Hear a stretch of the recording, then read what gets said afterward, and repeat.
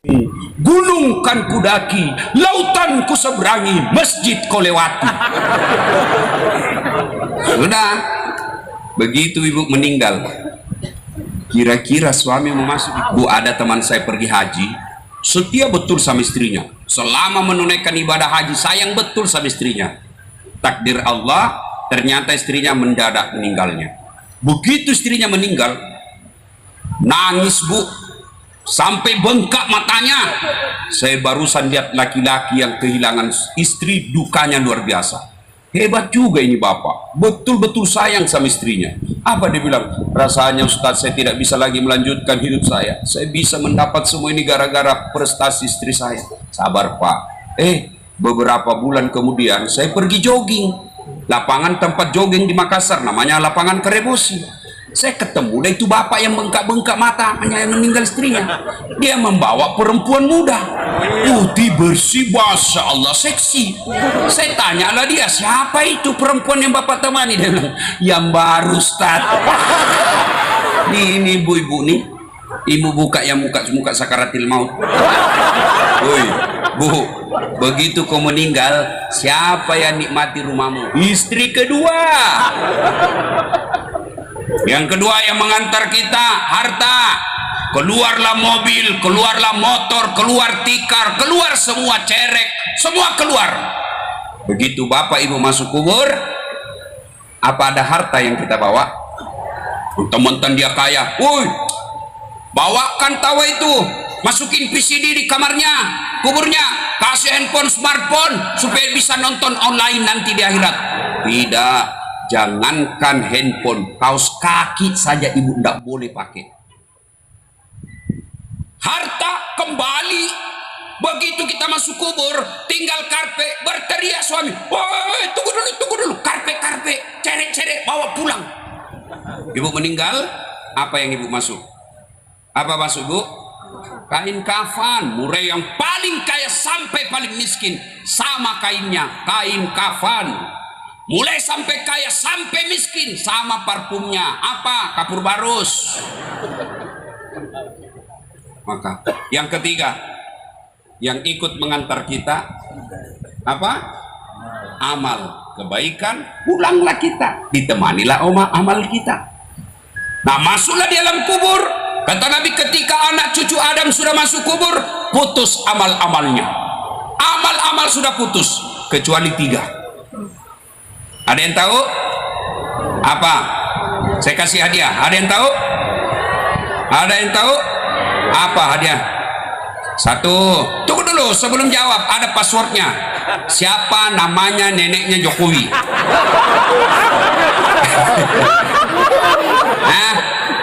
Ibu lain kali kalau ditanya sembarang ibu jawab. Jawab kapa Abdurrahman, karena belum tentu orang sini juga tahu. Ayo bu, apa yang bawa itu 3 bu? 1, anak yang soleh. 2, amal jariah. Apa lagi?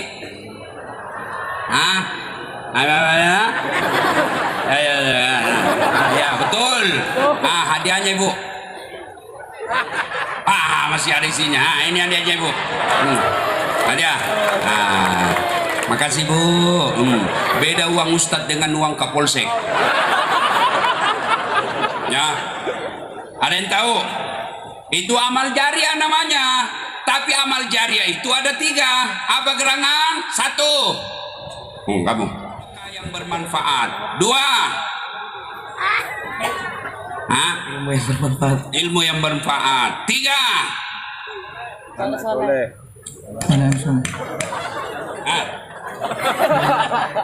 lambat loading. Anak yang soleh dan soleha. Begitu ibu meninggal, maka 3 inilah yang akan terus menerus mengalir meskipun ibu sudah di alam kubur. Apa gerangan? 1, ilmu yang bermanfaat. Maka ini ladang amal buat kita. Sekarang paling gampang mencari ilmu dan menyebarkan ilmu. Tidak harus jadi ustadz, tidak harus berdiri mimbar, tidak harus menjadi mubalik. Cukup cari ilmu-ilmu di WhatsApp, cari ilmu-ilmu di medsos, sebarkan.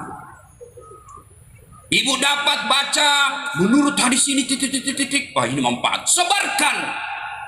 100 orang yang menerima, 2 aja yang mengamalkan itu, maka kita sudah dapat tabungan dari 2 orang itu. Jangan gosip. Kalau kita gosip, ibu-ibu cepat sekali disebarkan. Gosip semua. Kira-kira ini kalau begini, ibu-ibu, kau pikir dia tidak gosip? Masih gosip dia begini. Apa? Dia tidak cerita tapi bibirnya dong. Kenapa? Palsu lipstiknya. Kenapa kau tahu? Melengket di bibirnya. Kenapa? Jilbabnya kayak umbul-umbul. Tidak serasi roknya dengan bajunya. Bahkan saya pun tadi ada yang gosip, saya lewat. Apa dia bilang? Itu yang Ustadz dari Makassar. Itu juga bajunya waktu di YouTube. Menjengkelkan. Ada lebih-lebih tidak bagus. Lama dia tunggu saya, Pak.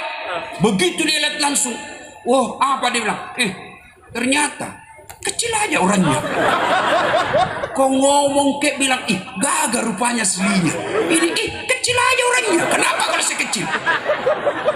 Ayo, tukang gosip. Ini muka-muka semua. Jangan sebarkan gosip. Karena menyebarkan gosip itu habis amal kebaikan. Pahala-pahala. Adik-adik sekalian yang belajar agama, yuk sebarkan ilmu. Jangan ilmu yang membuat orang takut beragama. Sekarang banyak anak-anak baru belajar agama 3 bulan, rasa-rasanya hanya dia yang mau masuk surga.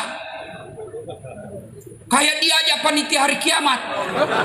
Maulid bid'ah, surah mi'raj bid'ah, taksiyah bid'ah, tahlilan bid'ah, doa bersama bid'ah, jabat tangan selesai sholat bid'ah. Kenapa bid'ah, Dek? Karena tidak ada pada zaman Nabi. Itu tidak boleh lakukan. Sini.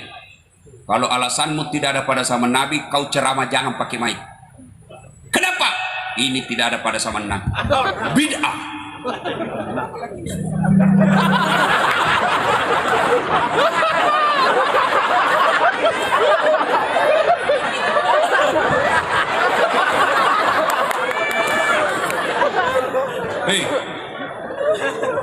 Naik haji, Nabi dari Madinah ke Mekah pakai apa? Pakai apa? Pakai onta. Berarti naik pesawat bid'ah. Kenapa? Nabi tidak pernah naik haji pakai pesawat. Maka silakan kalian naik onta. Naik onta lah kau pergi ke Jeddah, ke Mekah, dari sini. Kau naiklah pakai onta. 17 tahun kau tidak sampai. Ini ada baru belajar agama 3 bulan, kayak dia saja yang mau masuk surga. Jangan begitu, bos. Surga itu luas. Kalau kau tidak mau maulid, kami hargai. Silahkan kau tidak usah maulid, tapi jangan kau tuduh kami sesat. Sakit jatuh di sini. Sampai saya pun di Facebook dimaki-makinya. Apa ini Ustadz Dasat? Cerita sunnah-sunnah. Kau tidak pelihara sunnah. Kenapa kau tuduh saya tidak pelihara sunnah? Buktinya kau tidak pelihara jenggot. Ya mau diapa kalau tidak mau tumbuh? Marah-marah jenggot dia, marah-marah sama saya. Beleng-beleng. Panas ibu ya. Panas. Saya membayangkan ibu ini dari jam 8. Saya aja baru 1 jam di sini sudah kayaknya basah semua ini. Pasti ini semua sudah basah keteknya nih bu.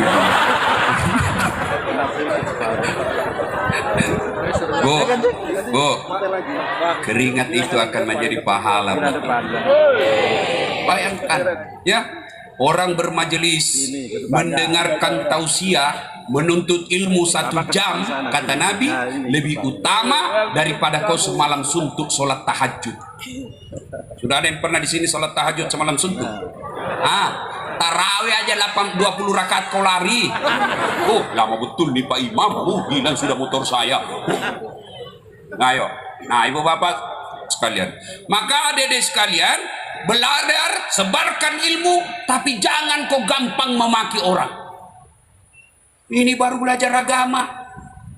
Kelompok Montas Hijrah. Ngomongnya bahasa Arab setengah-setengah. Afwan. Yasakanlah. Kaifahaluk ya akhi? Kullu nafsin sa'iqatul maut. Begitu dia lihat cewek, ya ukhti. Sudahlah ya. Jangan kau terlalu gampang menyalahkan orang, ya. Maka sebarkan ilmu, jangan kau menjadi penceramah yang membuat seolah-olah Islam ini sangat menakutkan.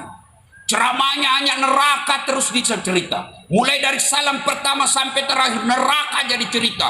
Maka kau akan ditusuk pantatmu dengan linggis yang menyala-nyala, keluar di mulutmu, digunting lidahmu, tusuk matamu, sampai tusuk telinga lain. Bilang namu dan tidak usah ke masjid, kita takut itu Ustaz.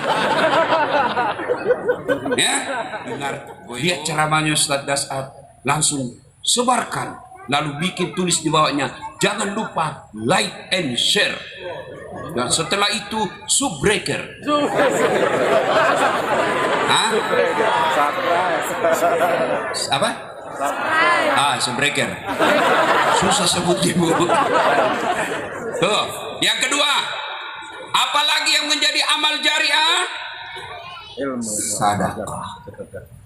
Bu Ibu, ada ndak orang bangkrut gara-gara sedekah? Ibu pernah ndak dengar, Ustaz? Itu di ujung rumah komplek yang putih, kaya sekali dulu itu Ustaz. Cuma karena rajin sedekah, dia bangkrut Ustaz. Ada bangkrut? Yang banyak bangkrut bukan karena sedekah. Bangkrut gara-gara apa? Narkoba. Bangkrut gara-gara apa? Judi. Bangkrut gara-gara apa? Selingkuh. Bukan poligami. Poligami halal, boleh, sunnah. Terancam ini ibu-ibu. Woi, saya kalau di Sulawesi, kalau saya sudah berdiri, ibu-ibu langsung bilang mati lagi kita ini. Poligami aja lagi dibahas itu Ustaz. Ibu, boleh tidak setuju poligami, boleh ibu tidak mau suaminya poligami, tapi jangan mencela poligami. Kenapa? Poligami itu bagian daripada ajaran Islam. Ibu, Bu, mau cepat masuk surga? Mulai terancam lah ini. Mau, Bu? Mau? Maka izinkan suamimu kawin lagi. Bu. Kami ini laki-laki sebenarnya tergantung istri. Kalau istrinya sopan, tutur katanya lembut, belum pulang suaminya sudah siap masakan kesenangan suaminya, tidur suaminya dia urut-urut telapak kakinya, lalu dia sopan ngomongnya, datang mertuanya, orang tuanya suaminya dia hormati, datang ipar-iparnya, saudaranya suaminya dia muliakan, maka siapapun yang goda suamimu dia tidak akan tergoda. Kenapa? Ada bidadari di rumah. Tapi kalau suka ngomel, Indomie 3 bungkus kau sendiri makan, gendut, malas masak. Gimana suami tidak kawin lagi? Bulan suami langsung periksa HP. Kayaknya suaminya dijadikan tahanan kota. Bagaimana suami tidak bohong? Suami jujur. Kamu marah, lebih baik kau dibohongi. Ada ibu-ibu yang tanya saya di Makassar, Ustaz, bagaimana supaya suami sehat jantungnya? Apa doanya? Saya bilang, tidak usah baca doa. Jangan kau periksa HP-nya. Semakin sering kau periksa HP-nya, maka dia semakin gampang kena serangan jantung. Apalagi kalau lupa pasang password, lupa dihapus, itu mati-mati kita. Ada di sini? Ada? Saya ada teman saya, Bu, di kampung. Teman SD, cinta-cinta monyet dulu. Sampai sekarang masih sering nelpon. Saya mau blokir, udah enak nanti saya dibilang sombong. Saya mau terima teleponnya, menjaga perasaan istri saya di rumah. Terpaksa apa? Saya tulis namanya di handphoneku, penjual batu bata. Yang menelpon, bunyi dilihat sama istri saya, dia teriak, Ustaz, penjual batu bata. Jangan ku angkat sayang, itu tagihan. Tagihan. Oh, dia tidak mau angkat, Bu, karena kalau tagihan uang belanjanya saya ambil. Selamatlah saya. Satu ketika saya pulang ceramah, saya bikin teh.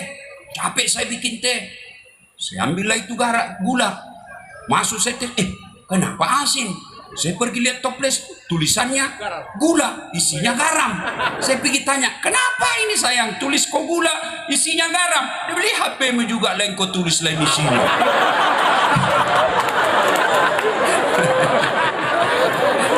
Bu, bu, kami suami tergantung istri. Kalau istri sopan percaya, tidak mungkin suami itu berkhianat. Begitu pulang suami, tadi di kantor dimarahi, tadi di pasar dia rugi, di jalan kempes ban motornya, datang istrinya. Sabar bang, begitulah risiko cari suami. Tapi demi Allah, saya pernah dengar dakwah, seluruh jerih payah suami cari nafkah untuk anak istrinya, itu adalah jihad fisabilillah. Oh, tenang kita. Duduk suaminya, dia peluk lagi suaminya sambil menyanyi. Bila kamu di sisiku, hati rasa syahdu. Oh, tenang perasaan suami. Masuk kamar marah-marah berantakan, dipeluk lagi istrinya dari belakang sambil menyanyi. Insaflah. Adek-adek, nih jomblo-jomblo. Mau ndak dapat istri seperti itu? Mau? Cari wanita santri, pesantren, cantik, agamanya bagus, keturunan baik-baik, punya harta. Kan Nabi bilang kalau kau mau menikah istri 4 nih, cari cantiknya, cari keturunan baik-baik, cari anak orang kaya yang bagus agamanya. Ini yang kau dapat, ini ada di sini, carikan saya juga masih mau. Kan yang banyak mukanya cantik, akhlaknya kesurupan. Ada lagi anak orang kaya, jelek lagi mukanya. Dia bilang ada Ustaz di sana. Oh cantik betul, bagus agamanya. Saya mau sekali sama dia. Oh, alhamdulillah. Coba dia juga mau sama saya. Mau muntah. Ya Bapak Ibu saudara-saudara sekalian, sedekah. Ya, ibu-ibu, bu meninggal. Ibu-ibu, bu. Rumah, siapa yang punya bu? Begitu ibu masuk umur, siapa yang punya bu? Siapa? Bukan suami, istri kedua. Ibu sudah disiksa dikubur karena pelit. Suami dia kumpul semua emasmu yang kemarin kau pakai, lalu dia datang kepada istri barunya, yang inilah persembahanku untukmu. Ibu sudah di blender di neraka, dikubur. Istri kedua menikmati emasmu. Daripada itu emas dinikmati istri kedua, mending kau sedekah sekarang. Di depan pintu sorga kelak ada 4 jenis manusia yang bertengkar. Kenapa mereka bertengkar? Mereka masing-masing mau masuk ke dalam sorga nomor 1. Siapa mereka? 1. Tersangka pertama maju. Kenapa kau merasa lebih berhak masuk dalam surga? Jibril, saya dulu haji mabrur. Sebelum saya haji saya malas sholat. Setelah haji saya sholat bukan cuma 5 waktu, tapi saya selalu berjamaah di masjid. Katanya haji yang mabrur nomor 1 masuk surga. Katanya. Siapa kasih tahu kau? Ustadz. Kalau begitu mundur. Tidak boleh kau dahului ustadzmu. Mundur. Panggil orang kedua. Kamu, kenapa kau merasa berhak masuk surga? Jibril, saya dulu mati syahid membela agama Allah. Katanya mati syahid nomor 1 masuk surga. Siapa kasih tahu kau? Ustaz. Kalau begitu sama, mundur. Tidak boleh kau lumbai gurumu. Mundur orang kedua. Panggil orang ketiga. Kamu kenapa merasa nomor 1 masuk surga?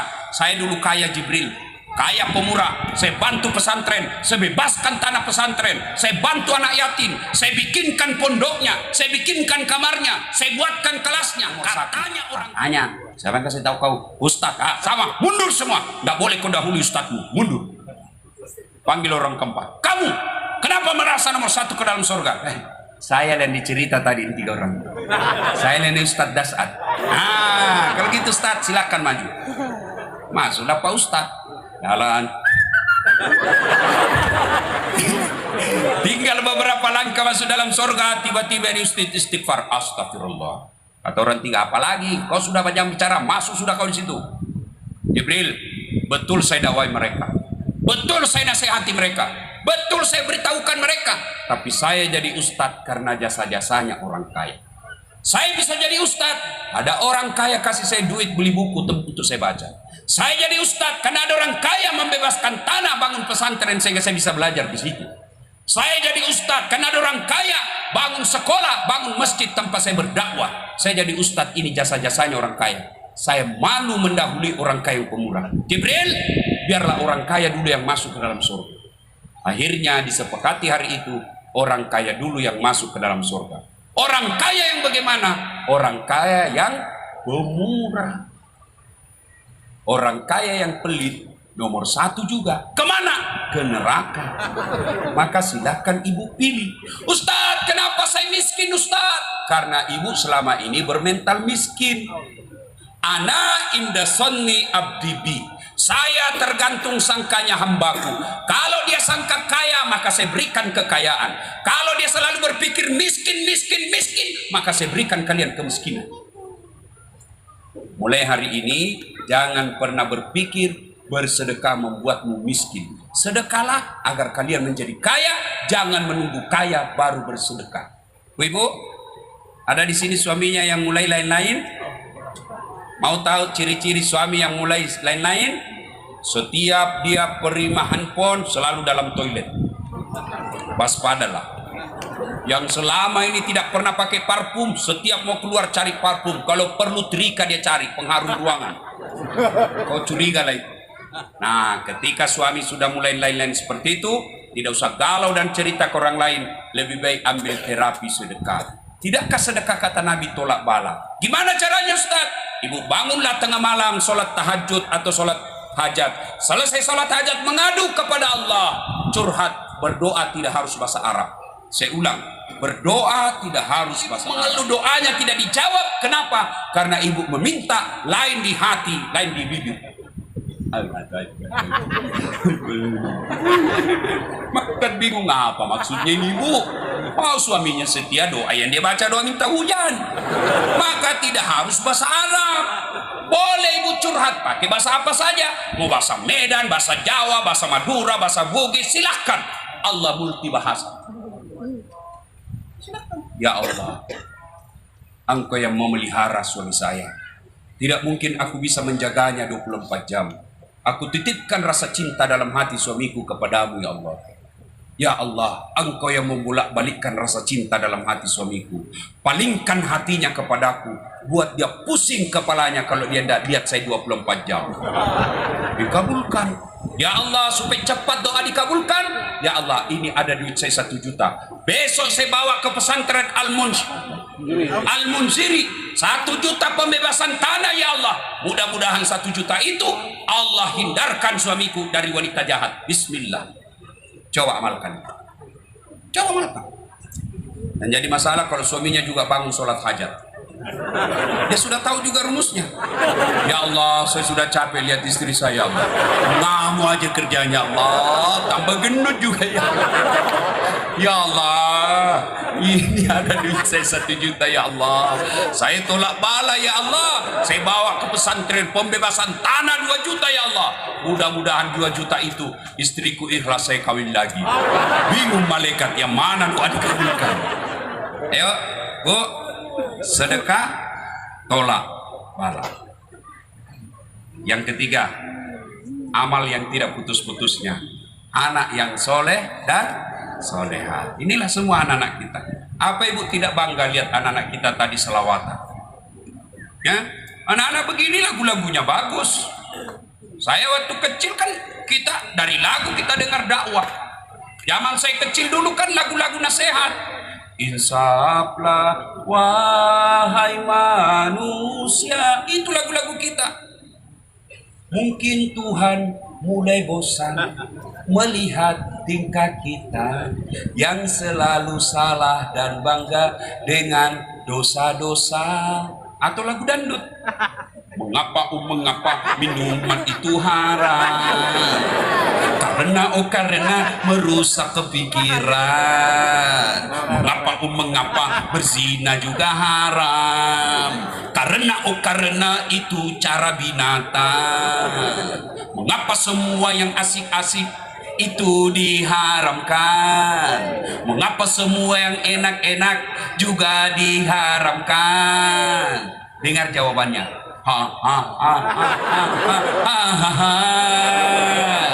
Itulah perangkap setan, umpannya ialah bermacam-macam kenikmatan itu setan.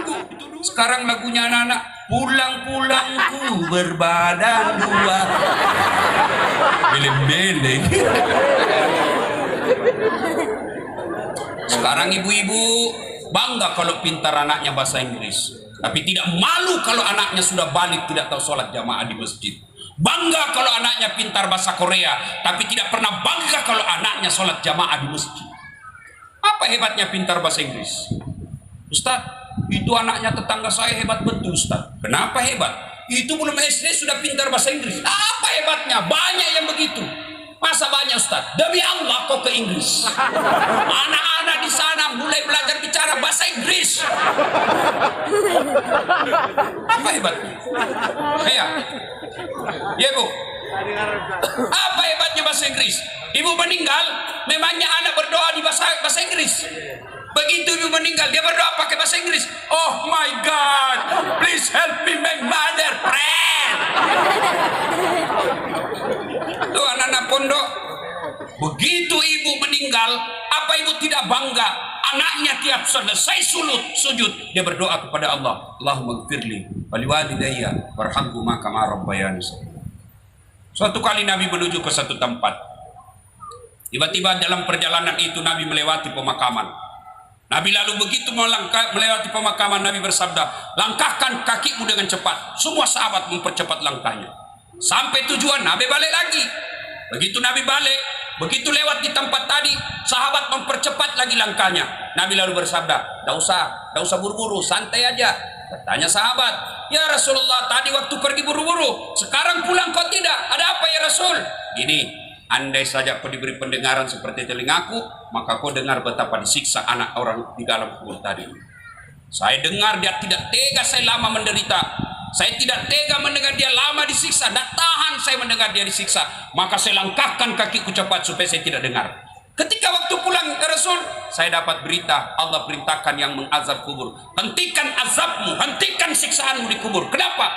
Tidak mungkin kusiksa ini orang tua di kubur, sementara anaknya lagi di dunia belajar mengaji membaca basmalah.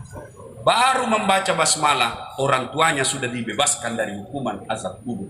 Bagaimana kalau anak ibu di pondok tiap malam menghafal Quran? Inilah gunanya di pondok. Ibu senang tak ada pondok ini? Senang tak ada pondok ini, Bu? Ayo keras, senang tak? Bapak-bapak senang tak ada pondok ini? Mau pondok ini tetap ada di sini? Jadi pondok ini bisa bertahan kalau tidak dibeli lahan. Kalau lahan ini tidak dibeli dan punyanya yang punya lahan sudah mau dibayar secepatnya, apa boleh buat? Islam yang ada di sini, tinggalkan kakimu. Kau akan dihina meninggalkan kaki karena tidak bisa kau bebaskan lahan. Mau ibu-ibu masuk surga? Mau?